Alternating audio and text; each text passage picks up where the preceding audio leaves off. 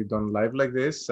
Usually all these presentations that I do online, it's kind of save and record it. But this is the Yeah. first live one that I've done in this sense. So Well, we're live in 3, 2, 1. Welcome to Real Hospitality Live. It's so great to be back. This whole winter that we've been having, this whole craziness around the world of this global pandemic and all these conversations we're having with people is really puts everything into perspective for the hospitality and tourism industry. And today I have Flavio Marquez from Snaptech Marketing on with me to really have what I love as an intelligent conversation to talk about doing marketing back to basics. No more conversations about shiny objects and posting on Instagram 1,000 times a day, to chase that sale or that attention. We brought Flavio on to really have a conversation about what marketing is, why you need to be investing in it in a real way with people who know what the hell they're talking about and who've been doing it and have been doing it well and have fantastic results. Welcome, Flavio. It's great to see you, man. thank you very much. It's great to be here as well, and pleasure to join in and be able to share some information with RHN members. Well, we're live around the globe. We're live on 6 platforms. Anybody who's watching right now who wants to join in, ask questions, make a comment, feel free to do that. Flavia and I will be popping back and forth. Robbie, who's running the show, she's going to be posting your questions up so that we can acknowledge them as well. And if you happen to not be watching this on the live program, then feel free to also put a comment or a question, and we'll be following up over the next several days to be able to come back and to be able to work with you and get you involved and answer any questions you might have. Now, Flavio, you've been doing this for a while. You guys founded this business in what, 2002? Yes, I started the company in 2002 and officially incorporated in December of 2003. So 19 years now. Right. I lost track. Well, that's proof of concept for you to show the world that you've trained for this, you've done the education for this, and we've been almost jokingly back and forth for the last several days, and even in our pre-show yesterday about marketers and marketing, and like what are some of the things that you've seen over the last 18 years change? What do you see? Some of the things that you see work and not work that the common operator goes, I don't understand it. Yeah. One of the things that I've seen happen over the last 18 years is that the internet, the web has evolved tremendously. All these platforms have changed. The amount of things that you can do online have changed. 18 years ago, as long as you had a website, as long as you put in some keywords on your website, that's all that you needed to do, and everything would be fine. That was pretty much the most ambitious marketing that you could do online. Right. But as time goes on, all of these things have changed. But the fundamental thing that has changed the most is not the platforms, because technology evolves and is going to continue to evolve indefinitely, and new platforms are going to continue to evolve. But it's really understanding what has changed in terms of consumer and human behavior. 18 years ago, as long as we could find the website, we would actually spend as much time as needed, exploring the website, clicking around because it was the new thing. You could, watch flash introductions and video pop-ups and those kind of things. And it was like, hey, this is so cool. Today, we have an attention span of, at best 3 seconds online. Right. All of this has changed. And now we rely on the web for pretty much everything that we do, but we move very quickly all over the place. And it's really understanding how consumers are now behaving online, what has changed online, that really allows you to craft out more strategic marketing campaigns and advertising campaigns. So with what are some things that you're finding? I mean, we're talking web, but I mean, we had in our pre-show yesterday, we were talking about before the web, people spoke to marketing professionals to get their word out there, to get their message out there, to promote their business. And I mean, and as you stated yesterday, I mean, marketing's been around for generations and generations. It's the core of it really hasn't necessarily changed. Yeah. As a fundamental process. Yeah, definitely. Because the nature of online marketing and internet marketing is that it's technical. It's on a computer. It's on an iPhone and some sort of mobile device. People tend to think that it's some sort of technology that you need to understand. But yeah, you're absolutely right. Marketing and advertising, it's something that has been around for generations. It's things that were not invented with the internet. And pre-internet, businesses that really wanted to have an effective marketing and advertising campaign, they would actually go to the experts. You wouldn't try to go in and craft out your own TV ad and put it all over the TV stations across North America, because you just don't do that. But today, because pretty much anybody can go online, you can open up a Facebook account and you can post your messages and all of that, people think that, well, things have now changed. But the fundamentals of marketing and advertising have not changed. And what I mean by that is that before you even think of doing any type of marketing, you got to take a couple steps back and not even think about platforms or Facebook or anything there. You have to think, who is my consumer? Who is my target audience? And really start with those fundamental questions. They may seem simple and easy to answer, but in fact, when you actually start to really think about who's my target audience, a lot of businesses don't truly understand who their audience is. So do some research, get to know your audience, do some surveys, and get to know who they are. Once you have that, then you need to figure out, okay, where does my audience tend to hang out online? And again, do some research, talk to experts. There's lots of documentation out there. Agencies like Snaptech can help you to figure out where potentially they might be and what are they doing in each one of those platforms or channels. If you're trying to reach a target audience in the old days, well, you're trying to advertise to somebody that hangs out at the library. You wouldn't try to advertise on gyms or parks or things like that. Right. You go to the library to advertise. Well, here is pretty much the same. If your audience is hanging out in Google, if they're hanging out on Pinterest, if they're hanging out on LinkedIn, wherever they may be, well, you can reach out to them. But one of the things that, going back to what I was saying a few minutes ago about what has changed in consumer behavior, is that most people, they're not just hanging out in one place. They tend to hang out in different places, but they use each platform differently. In some platforms, it might be for research. Some platforms might be for decision making. Some platforms might be for asking questions, for referrals. So this is what I call the consumer online journey. When somebody's thinking of making a purchase, they're going to start somewhere online, wherever that platform might be. And then as they move forward, they're going to be hitting multiple platforms, multiple websites, multiple things, until they actually make a decision to hire a company, buy a product, or whatever the case may be. So when you're working with a client, how do you break that down for them to realize where their customers really are? Because I mean, I work with restaurateurs and hoteliers and hospitality people all around the world, and very often the conversation is everybody's my client. Yeah. Right? And they're not. No, correct. So what's that line of questioning look like? Because it's one thing to say, okay, well, I want to sell to everybody. Well, of course you want to sell to everybody, but not everybody understands that product is going to be used in this particular way. And I get this wonderful perspective from Robbie, who's way smarter than me.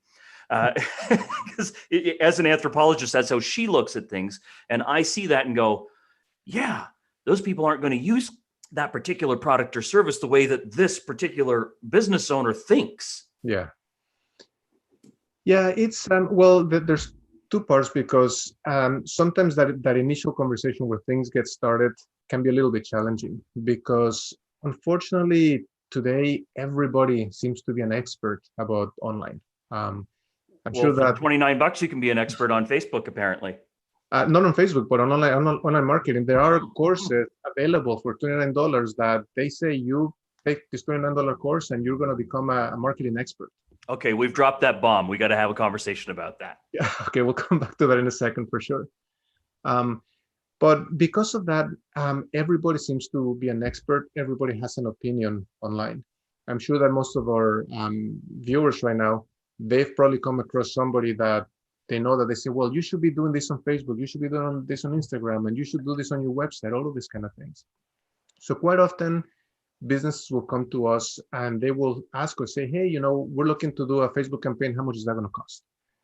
And those are pretty difficult questions because they already come in sort of predetermined that this is what I want.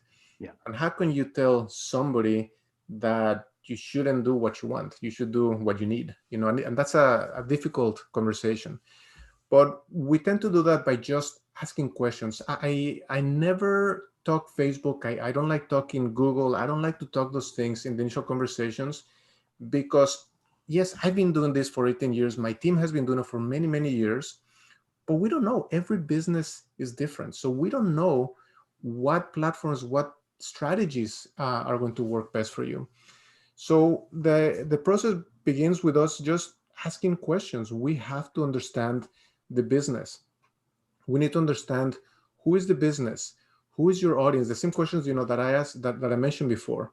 Where do they hang out? What is your unique differentiator? What makes you different? What are your competitive advantages? What are your objectives from marketing? What is your vision for the next 6 months, 12 months, 24, 36 months? Where are you hoping to go with your marketing and advertising, both online and offline? Because all of these things come into play. And those few questions that I just threw out there, in a few seconds, they usually last an hour to an hour and a half. Mm-hmm. And that uncovers a wealth of data that once we have all of that, then we can go back as a team, do some of that research, and then make recommendations into, okay, this is what we believe is probably going to be what's going to work for best. And in many cases, we find out that that Facebook campaign that clients wanted to do, it's the last thing that they should be doing, Right. But it's really, it shouldn't just be in my agency asking those questions. As a business owner, you should really think about answering those questions before you think about marketing, before you think about advertising, and forget about what's cool out there, what you've heard. Yeah. So I could just go on for a long time about this. Well, that's fine. That's why we're here. Yeah. Robbie says, do it. What are some misconceptions that people see? I mean, we can go back to the $29 certificate, but the misconceptions specifically about marketing and how the shiny object syndrome kind of affects people's thought process on going forward in a particular direction and whether or not they think they should be spending money. I mean, I know you just mentioned Facebook, but there's, I think as you say, I mean, maybe that's the last thing that people should be doing. And so what are some of the misconceptions and ideas that people have that just going into this that they come to you with? Because I'm sure that there's a War and Peace sized book that you could write on it. There are lots. One of the most common ones that we get quite often, it's again because most business owners, most C-level executives, most of them, they don't understand the world of the internet. They don't understand how things work, and because they think online marketing, it's all this computer stuff, they just kind of put it all together. And quite often they'll tell us, yeah, I think I'm gonna get my nephew to do my social media, and they whip up their phone and they just say, yeah, because they're always on their phone. They're really good at this stuff. They really get it. So yeah, they're going to be doing my social media. Right. I'm just like holding back, cringing my teeth going, like, again, thinking about that analogy about pre-internet, would you, hire your nephew to develop an ad campaign on a newspaper because your nephew is really good at, flipping through the newspaper and finding the classifieds and finding what they want? Right. No. You wouldn't do that because that was then. But that's a huge, huge misconception that we see today. Number two, and this I got to tread a little bit carefully because there's a lot of marketers that, going back to that $29 course that's available right now, and this is real, and this is not, I'm not picking it up. I've taken screen captures of these things. Right. People will go out for $29. They get a certificate saying, I'm a marketer. And the problem is that they don't know what they don't know.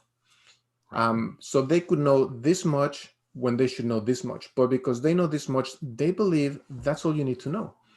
So they go to businesses, they go to business owners that don't understand the web, and they say, hey, I got my marketing certificate. I can do your online marketing. Let me help you. And they talk all this beautiful language. And again, business owners that don't know, they're like, oh, all right, that sounds good. And they think that by hiring somebody for $30,000, $40,000 a year, you have now your marketing coordinator that can do all of your marketing. And to that, what I normally tell folks that I'm talking to, it's, again, let's take a step back. And the best analogy I can give to businesses, it's and marketing online or in general, think of it as the construction industry. If you want to build a house, you wouldn't get your contractor to build a house.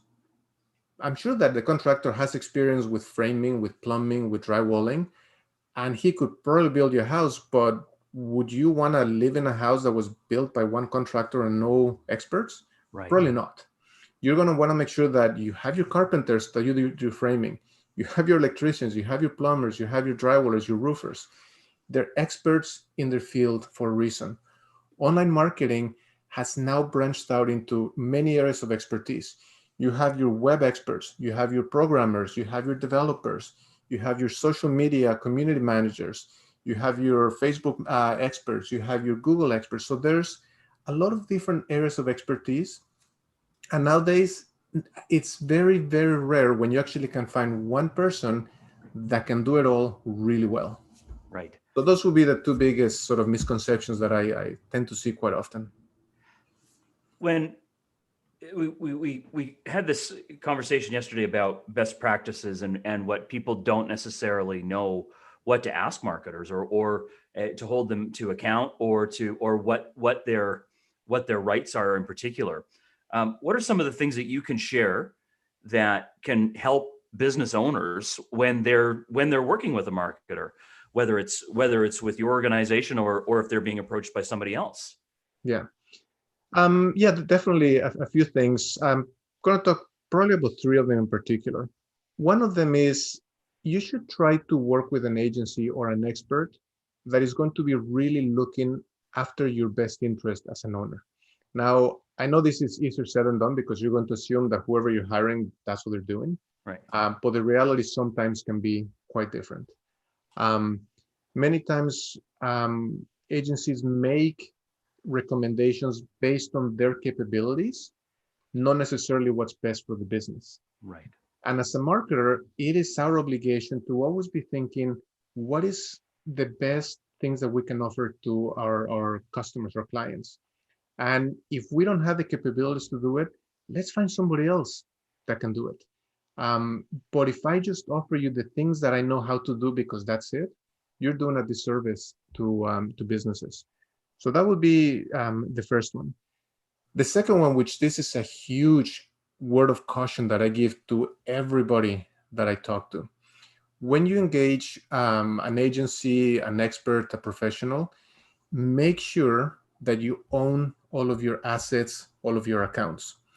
Now, I'll explain a little bit more what that means because, again, most businesses, they don't know. They just know that they hire somebody and they're doing the marketing and that's it. So when somebody starts working with a business, they're going to create accounts, whether it's a Google account, an analytics account, Facebook, Pinterest, whatever the case may be. And those accounts typically are created on one of two ways. An agency can create it everything under their own master accounts, meaning that they keep and they hold everything. Right. Or they can create it on behalf of their customers, so the customers own it. And the agency world is divided almost 50-50. This is just two fundamental sort of principles that agencies have.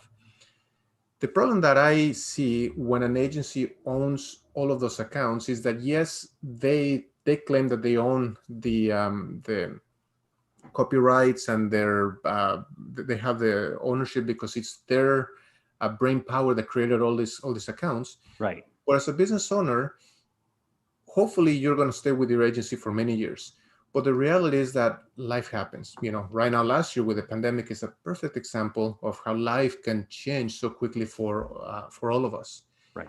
And if for some reason you need to move or you need to leave those agencies and they have all those accounts, that means that you lose everything. So all of the marketing, everything that you've invested on up until that point, basically is gone. It's lost forever. And you have no way to get it because the agencies own it 100%. Well, they own everything, including anything they may have set up. So if they set up your Facebook group or your page or anything like that, they own it and they just shut it down. Correct. If they're working to set up your other social media platform accounts, then they can just turn it off. Yeah. So that means your sales, your lead flow, everything overnight can just dry out and vanish in no time. And you can imagine the damage that can happen. And Oh, this yeah. is something that I've seen more often than not. So by owning your accounts, you have to demand it that when you work with an agency, they have to give you full ownership of those accounts. They should be able to manage them on your behalf because that's how the accounts are set up. So Right. they'll access them, they'll do everything for them, but you own them. So that way you have the freedom that if for some reason tomorrow life happens and you need to move, you keep your accounts, things keep on working, you engage somebody else that someone else can take over and then continue managing your marketing for them. So that'll be the second sort of biggest thing to think about. And the third one, if you're engaging any type of agency or expert or freelancer, whoever it is, it's the reporting. Typically, most businesses, they once a month are going to get a marketing report, which is an automated report that has pie charts, graphs, bunch of pretty Right. numbers. And those numbers typically are either green, meaning things are good, or red, things are bad. So they'll look at the reports and they see numbers, and as long as they see green, they're thinking, I think things are good. And for most of reviewers, I'm sure that there's a few of you that have received those reports where you're looking at these numbers and you're thinking, I think things are good. And that's sort of the general knowledge. So the reporting should be a transparent reporting that actually has meaningful information on it.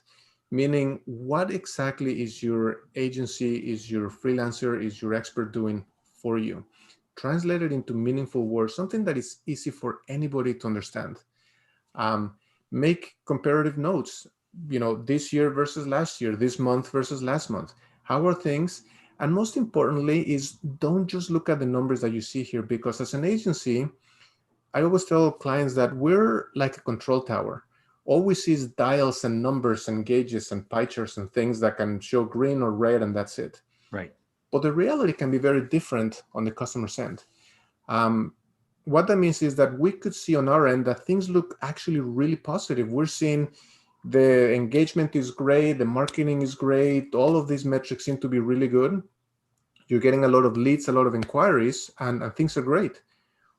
But a conversation with a customer or with a client could very quickly, you could realize that, yes, all of those inquiries that the clients are getting are no good. They're people that they're not interested in their service. Maybe they had the wrong idea of what they were looking for. Who knows what it could be? Right. But if you don't have those real conversations, what I call the hard conversations with your clients, how can you be effective? Because if your client tells you, yeah, this is not working out, well, you need to go back to square one, fix whatever is not working so that your client actually gets results. So that's why sometimes reporting can be quite misleading, because if you don't connect the dots between your data and what your client, the business is doing, it's going to be impossible to know what's working and what isn't.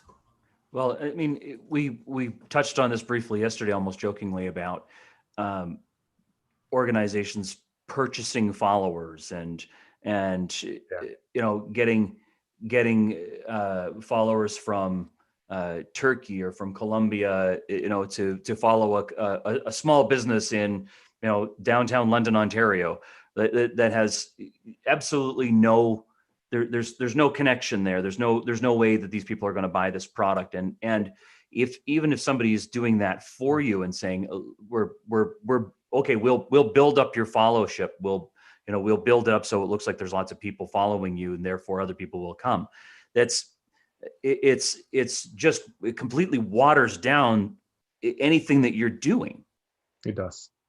So we do have a couple of questions and comments up here, Flavio. We can hop onto those for a sec.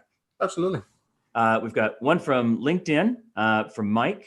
Can you talk about how Yelp hijacks venues message and undermines a business with revenues control, or sorry, with the reviews control? Yeah, Yelp.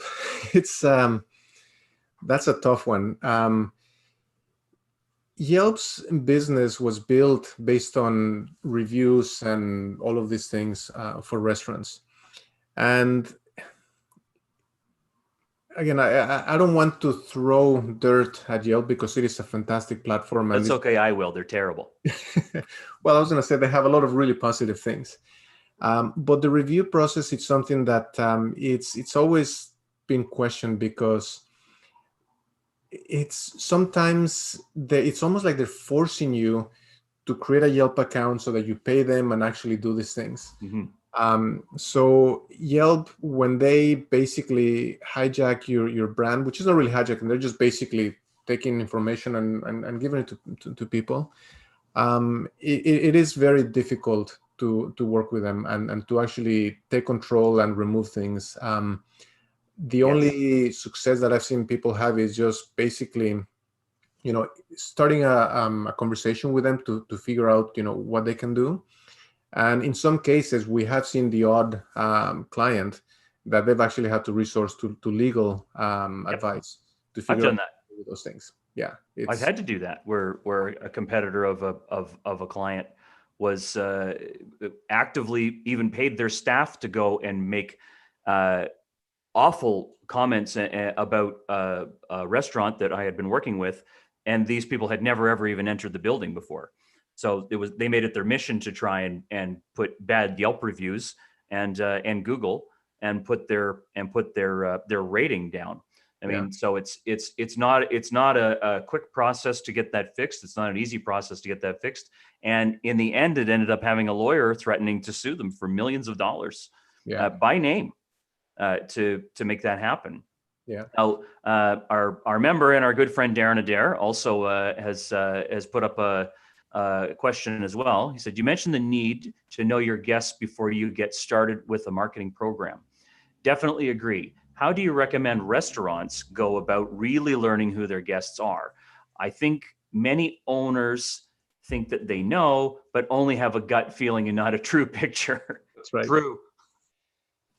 Yeah. I mean, the best way to get started is by just having conversations with your guests in the restaurant industry in particular. Just have open conversations with them.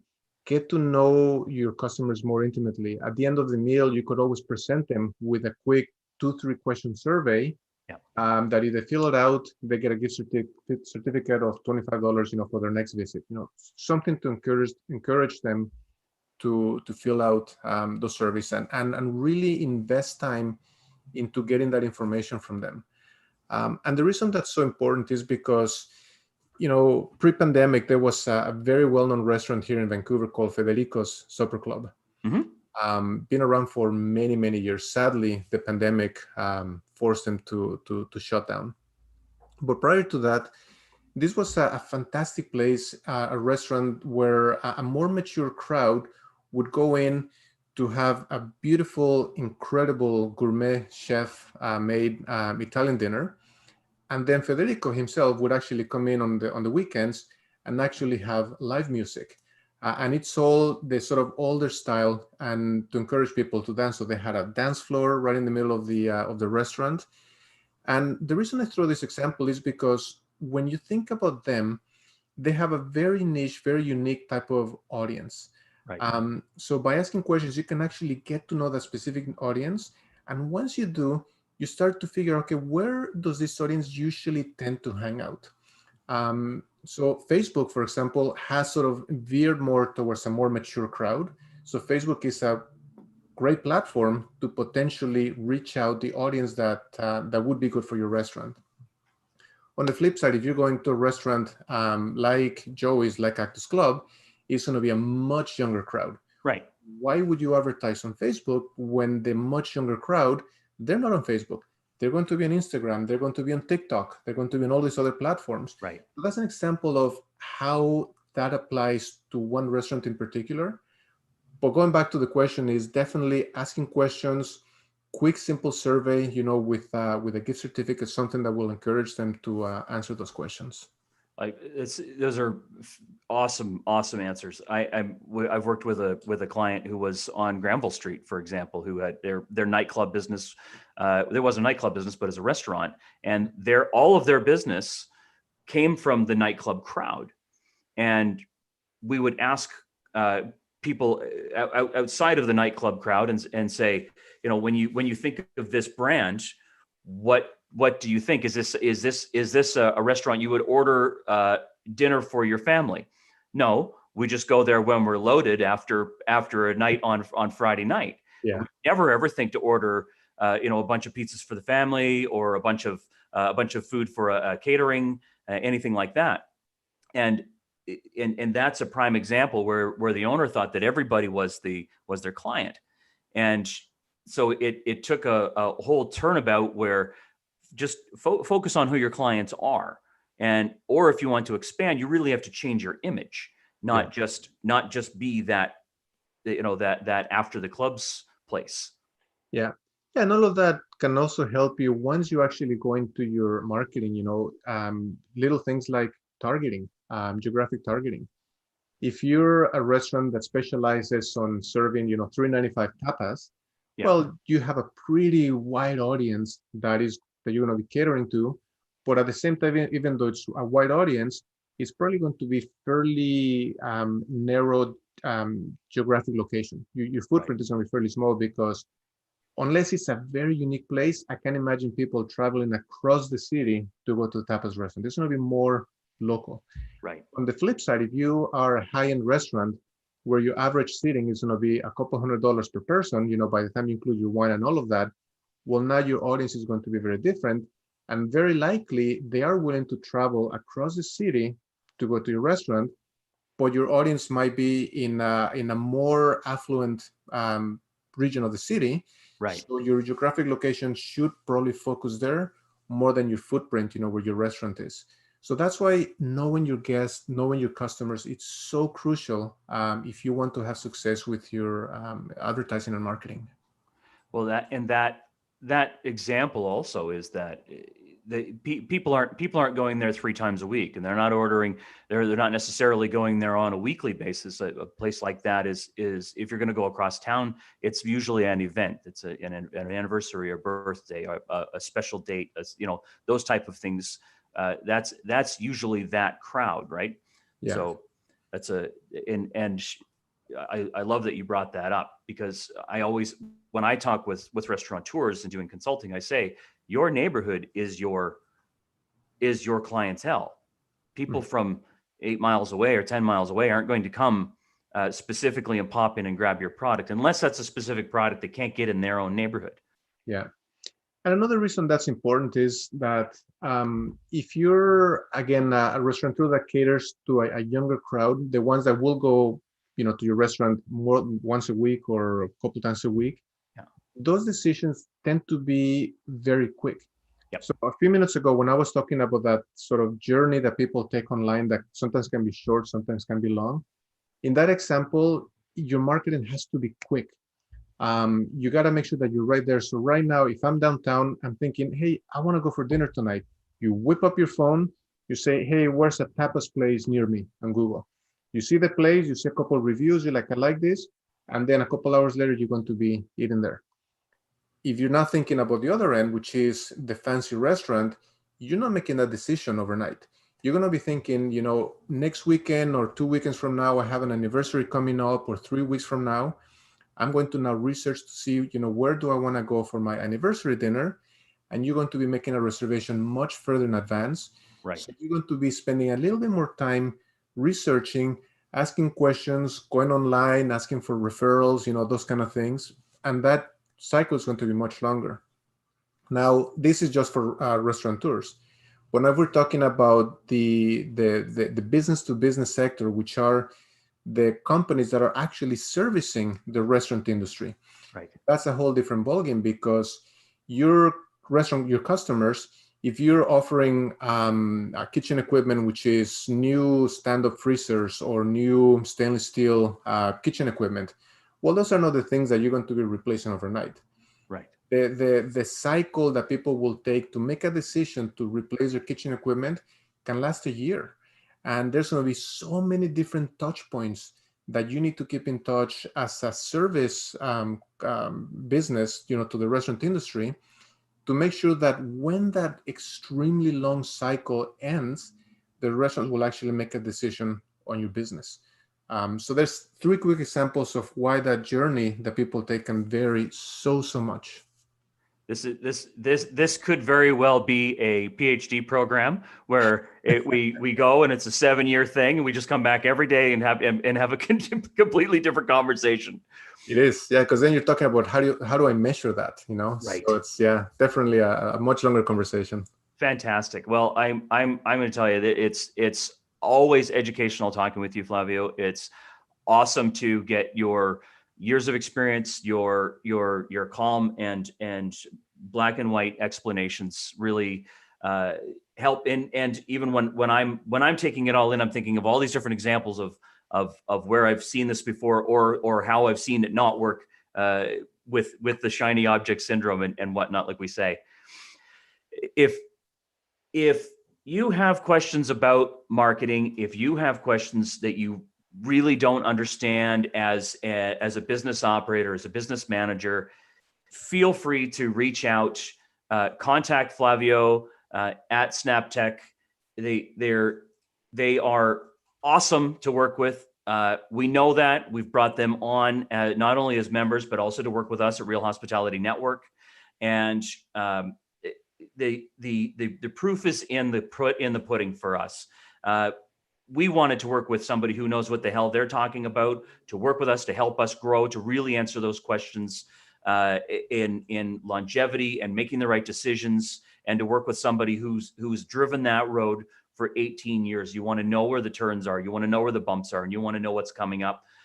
That's the type of company you want to work with.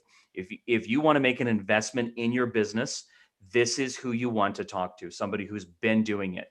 Flavio, thanks so much. It's been a pleasure having you on, and you're just a wealth of knowledge. Thank you for coming on.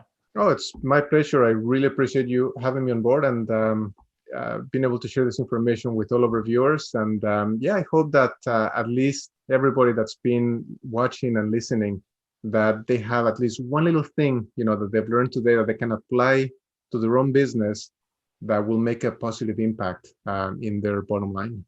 Oh, there's some great nuggets in today's show, and even the biggest one that blows my mind is make sure that you own your content. Yes. That's outside of everything else. Otherwise, you're paying for somebody else to keep it, and you've lost it. Yeah.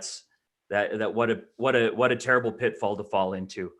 My guest today has been Flavio Marquez of Snaptech Marketing. It's an absolute pleasure always to talk to you, Flavio, and thanks so much. As I mentioned at the beginning of the show, if you have questions, if you want to reach out and you're watching the show, not just live, if you're watching it on any one of our platforms, YouTube, Facebook, LinkedIn, Periscope, around the globe, feel free to pop in, put your question in, and Flavio and I will be on there over the next several days, just popping back in and communicating with people. Absolutely. Thanks again, my friend. Have a wonderful day. Thank you, you too. I appreciate it. Take care. Take care.